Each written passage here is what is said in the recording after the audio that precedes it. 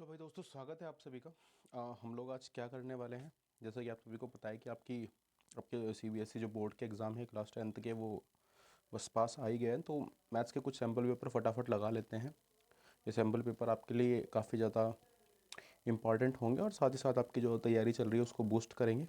तो अगर आप पहली बार चैनल पर आए हैं तो आप चैनल को पहले आप देखिए कि किस तरीके से चल रहा है, और आपको अगर अच्छा लगता है, कंटेंट अच्छा लगता है और आपको लगता है कि हाँ आपको तैयारी करनी है, साथ साथ अभी मैथ से शुरुआत करें, आगे साइंस का और आपका एसएस और साथ साथ इंग्लिश का तैयारी भी हम लोग with the help of this sample paper करेंगे। तो आप पहले आराम से देखिए, अगर आपको लगता है कि अच्छा चल रहा है तो बाद में आप इसको सब्सक्राइब और लाइक ज़रूर करें, ताकि आपको आगे सारी की सारी वीडियोज़ हैं वो एक सीरियल में मिलती रहे। तो फिलहाल मैं अभी 10th क्वेश्चन इसके ले रहा हूँ और पहले समझा रहा हूँ कि करने क्या वाले हैं। तो जैसा कि आपको पता है कि आपका जो सैम्पल पेपर है, जब सीबीएसई ने लॉन्च किया था उसी पैटर्न पर ये वाला सैम्पल पेपर होगा, और किस तरह से आपका बोर्ड का मैथ्स का पेपर आने वाला है तो उसको थोड़ा सा समझ लेते हैं।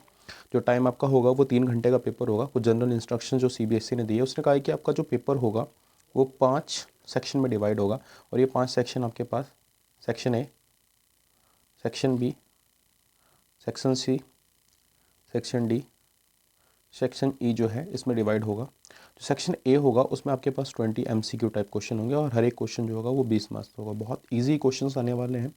और एक बात आप बिल्कुल ध्यान रखेंगे, अगर आप 20 क्वेश्चन शुरू के बहुत अच्छे तरीके से कर लेते हैं तो आप वो होंगे जो आप कंप्लीट स्कोर कर सकते हैं मैथ्स के अंदर, क्योंकि ये क्वेश्चंस करने के लिए आपके पास अच्छा कंटेंट, आपके पास एक अच्छा नॉलेज होना चाहिए, तब आप पूरे के पूरे 20 क्वेश्चन से बहुत अच्छे से कर पाओगे।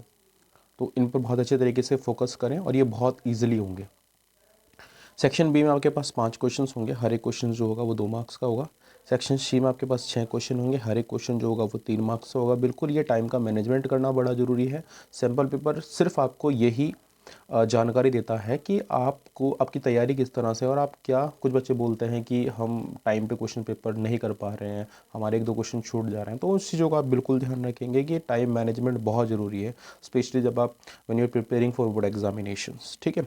सेक्शन 4 जो होने वाला है, सेक्शन डी में 4 क्वेश्चन आएंगे, जिसमें से आप हर एक क्वेश्चन 5 मार्क्स के होंगे, एक स्कोरिंग ये वाला भी रहने वाला है।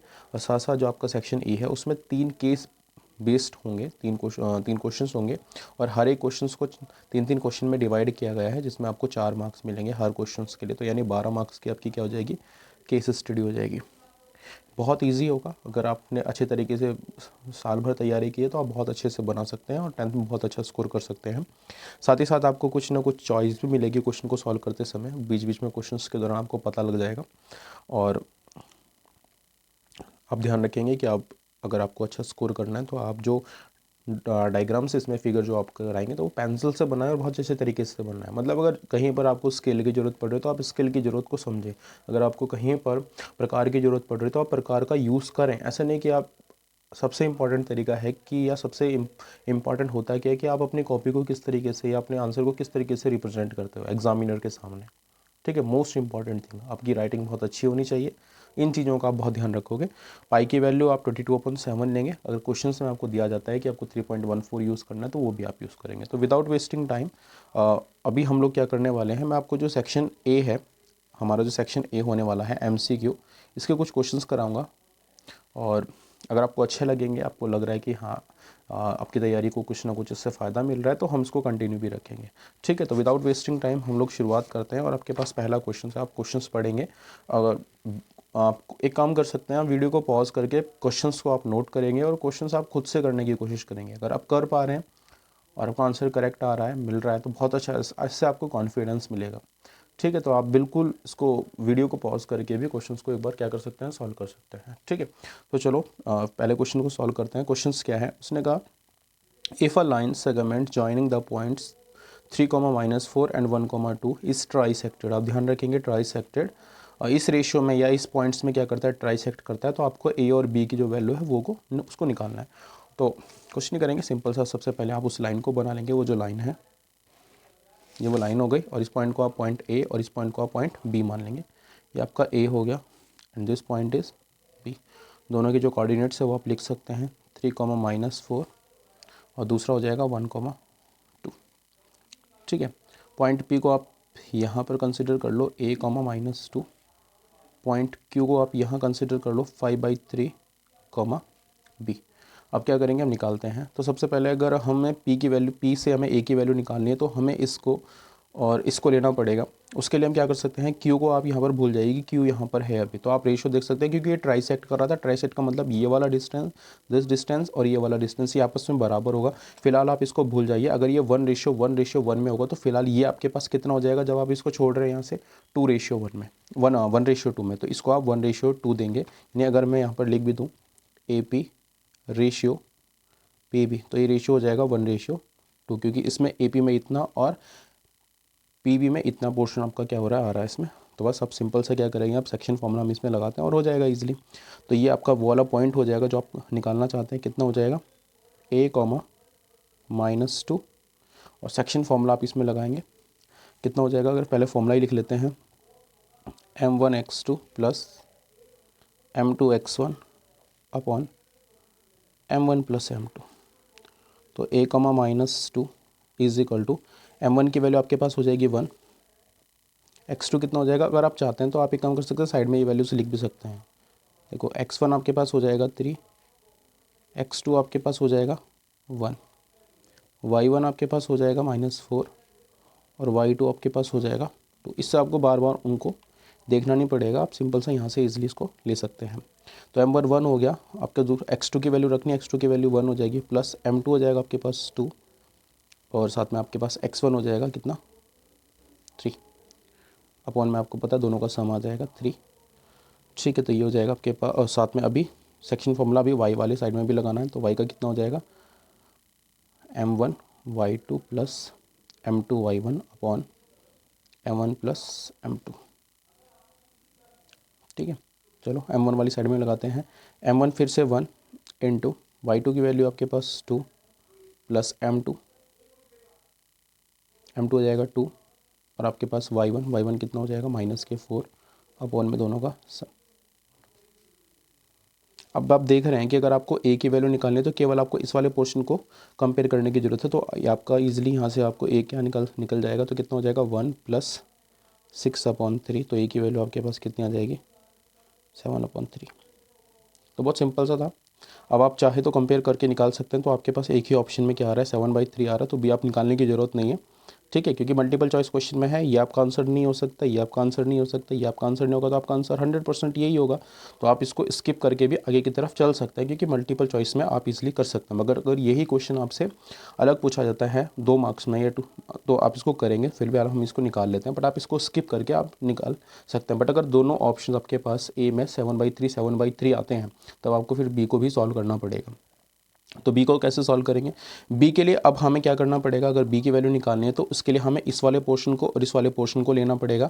तो यहाँ पर आप इस बार इस पॉइंट को भूल जाएं, तो ये आपके पास 2:1 में आ जाएगा। आप यहाँ पर लिख सकते हैं AQ रेशियो QB, तो रेशियो आ जाएगा 2:1। बाकी आप वैल्यूज़ वही रहेंगी आपके पास, x1 आपके पास 3, x2 आपके पास 1, y1 आपके पास -4 और y2 हो जाएगा हमारे पास 2।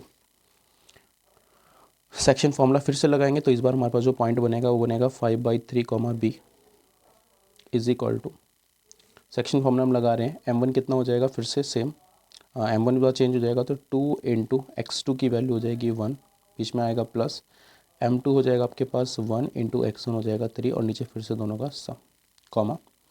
उसके बाद m1 की वैल्यू फिर से आपके पास कितनी हो जाएगी, 2 इंटू y2 2 प्लस उसके बाद m1 की वैल्यू हो जाएगी आपके m2 की वैल्यू हो जाएगी आपके पास 1 और y1 की वैल्यू हो जाएगी -4 अपॉन में दोनों का सम। आप देख रहे हैं अगर b आपको निकालना है तो आपको इसको कंपेयर करना पड़ेगा। तो b इज इक्वल टू हो जाएगा 4 प्लस माइनस माइनस अपॉन 3। तो आप देख रहे हैं यहाँ से ये कैंसिल आउट हो जाएगा और b की वैल्यू आ जाएगी 0। ठीक है, जो कि आपका ऑप्शन नंबर बी में है। तो बहुत सिंपल सा क्वेश्चन है और बहुत ईजिली आपने इसको समझा होगा। अब चलते हैं अपने क्वेश्चन नंबर 2 की तरफ। ये सारे नोट्स अगर आपको चाहिए तो आपको मेरे टेलीग्राम चैनल पर मिल जाएंगे, इसका लिंक मैं डिस्क्रिप्शन में दे दूँगा, आप वहाँ से इनको दोबारा से देख भी सकते हैं। क्वेश्चन नंबर 2 आप पढ़ेंगे, if tangent PA and PB from a point P to a circle with centre O are incline to each other at an angle of 80 degree, then आपको POA निकालना है, यानी आपको POA आपको ये वाला एंगल निकालना है। तो बहुत सिंपल सा है, देखते हैं। सबसे पहले आपको क्या जो आपको गिवन है वो आप लिख लो, angle O A P, angle O A P आपको पता है यहाँ पर ये बनने वाला एंगल कितना हो जाएगा 90 डिग्री, तो आप इसको लिख लो, एंगल ओ ए पी हो जाएगा 90 डिग्री। और एंगल अगर हम बात करेंगे तो ये पूरा एक जो एंगल है ये 80 डिग्री का है, ये यहाँ पर 80 डिग्री लिखा हुआ है, तो ये 80 डिग्री का एंगल है। तो अगर आप हाफ एंगल के बारे में बात करेंगे ये एंगल, तो एंगल कितना हो जाएगा आपके पास 40 डिग्री, तो कितना हो जाएगा angle O P A is equal to half of angle 80 degree. आपको बताइए बाइसेक्ट करेगा तो ये हो जाएगा कितना 40 डिग्री। बस अब आप ट्रायंगल में कोई सा भी ट्रायंगल, ये वाला ट्रायंगल आप लेते हो या फिर नीचे से लेते हो तो कितना हो जाएगा, आप इजीली इसको निकाल सकते हैं। In triangle O P A, angle O A P plus angle O P A plus angle P O A is equal to, आपको पता है sum of all the three angle of a triangle is 180 degree. तो आप रख दो इनकी values, तो कितना हो जाएगा ओ ए पी आपके पास 90 degree plus O P A अभी आपने निकाला 40 degree, angle P O A आपको फाइंड करना है। तो एंगल पी ओ ए को आप एज इट इज़ रख कर 180, ये आपके पास कितना हो जाएगा 130 degree 130 degree plus angle P O A is equal to 180 degree, angle P O A is equal to हो जाएगा 180 डिग्री माइनस 130 डिग्री, और आपका आंसर हो जाएगा 50 डिग्री। ऑप्शन नंबर से आपका करेक्ट आंसर हो जाएगा। आई होप क्वेश्चन आपको समझ आया होगा।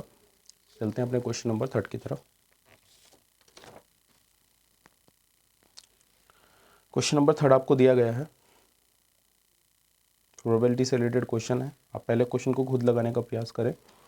एक अनबाउंस्ड डाइस जो है वो फेंका गया है, the probability of getting a number between 2 and 6। सबसे पहले आप क्या करोगे, सैम्पल स्पेस बनाओगे, ठीक है।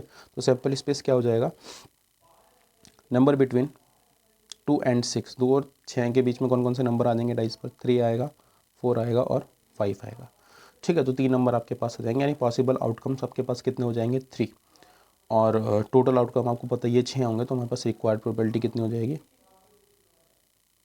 Required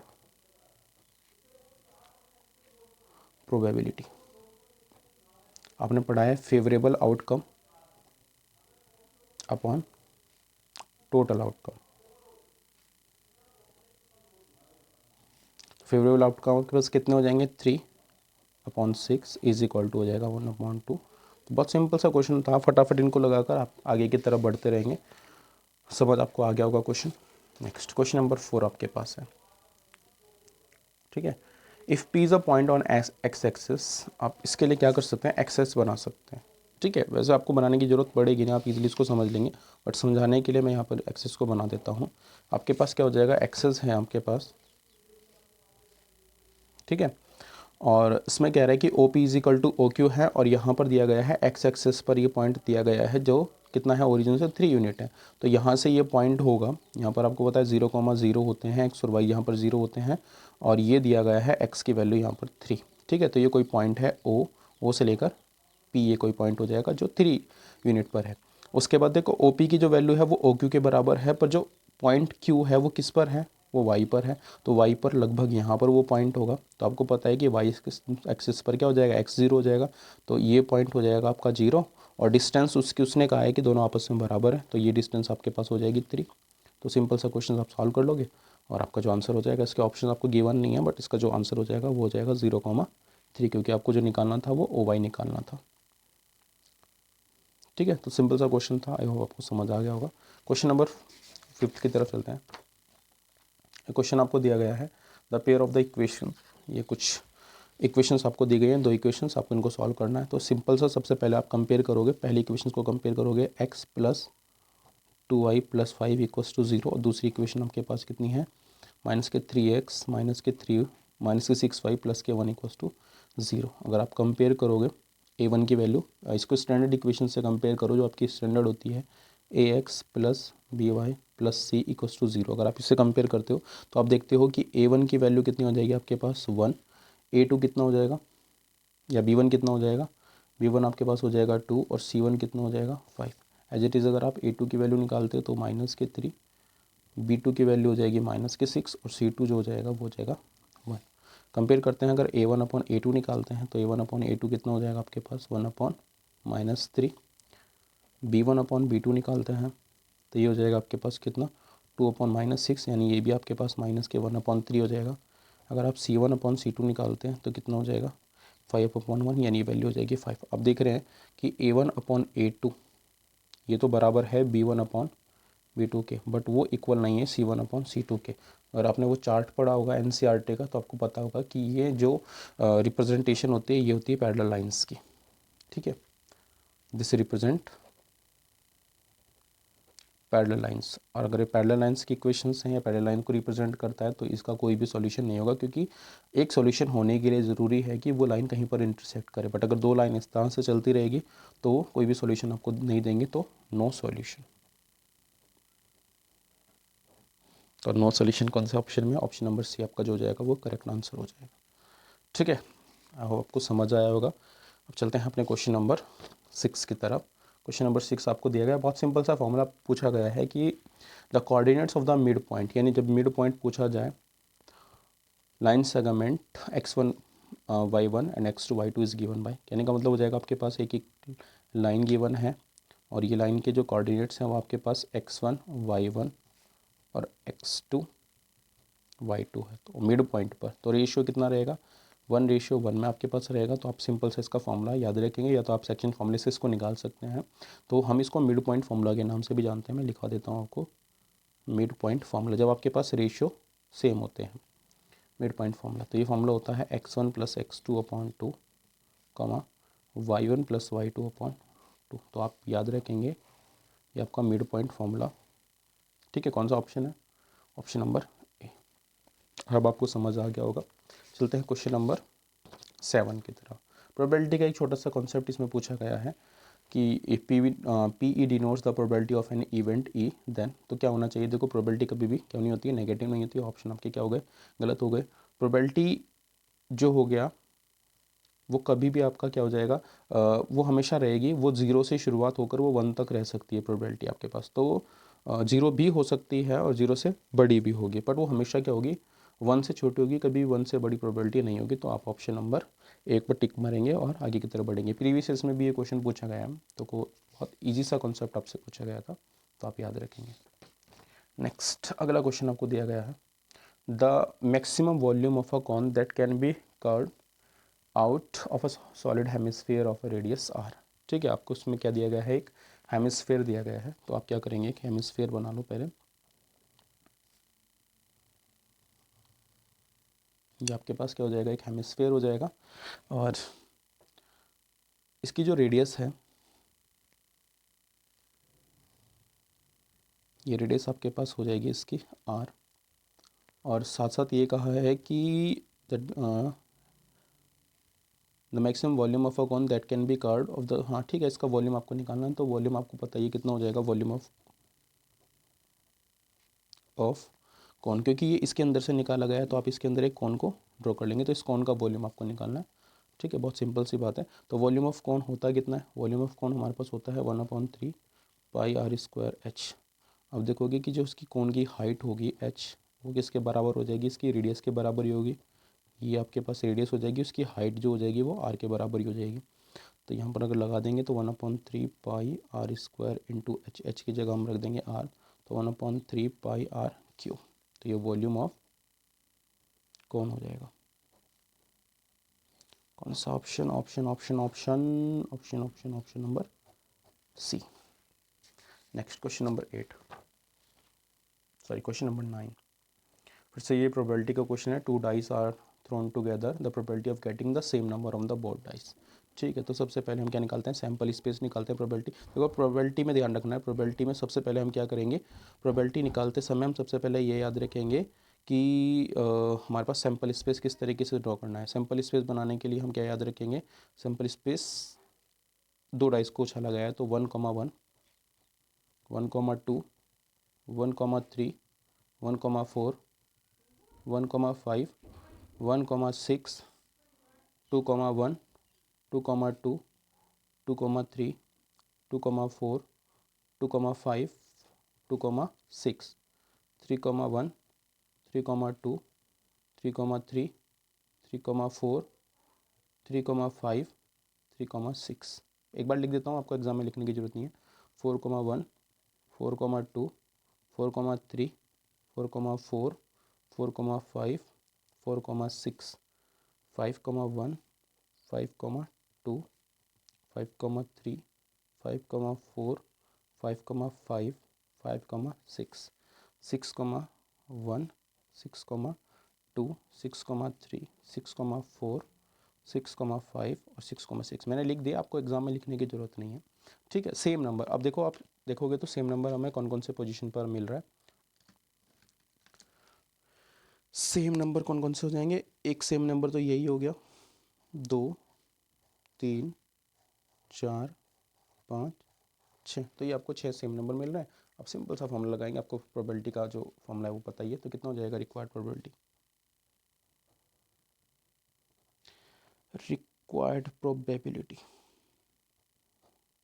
favourable